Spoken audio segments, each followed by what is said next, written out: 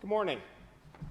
At the request of the session, a group of 9 members of the congregation met remotely with Kit Schooley, Susan Smith, our parish nurse, and Mason Todd, our Presbyterian liaison, to discuss issues related to planning ahead to resume worship in Guilford Park's sanctuary. We published our thoughts in the GPCC e-news the past 3 weeks. We met weekly since May 13th to review and discuss the information available from many sources about worshiping together in the time of the COVID pandemic.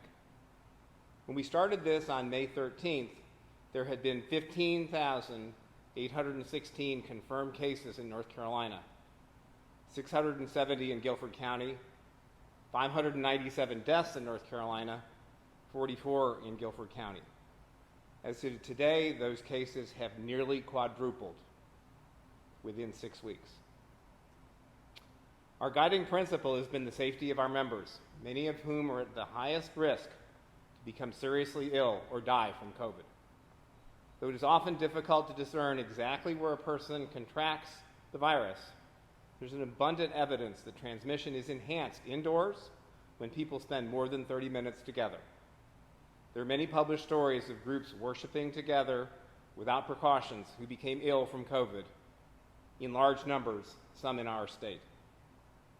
Unfortunately, like so much of our society, the issue of social distancing and masks has political overtones that astonish and dismay medical personnel who have devoted their lives to the well-being of others, some having given their lives caring for others with COVID. It's my hope that we can avoid the controversy in our congregation that has been splintered by more than once by Christians who disagreed with each other but could not do so without recriminations. I believe that we all look forward to the day when we can worship together in God's house on Fernwood. Now is not the time to come together there. No matter what the models claim, we cannot predict the course of the scourge in our community. Until we have vaccines and reliable, effective pharmacologic treatments, the virus always has the last word as it spreads silently from one to another.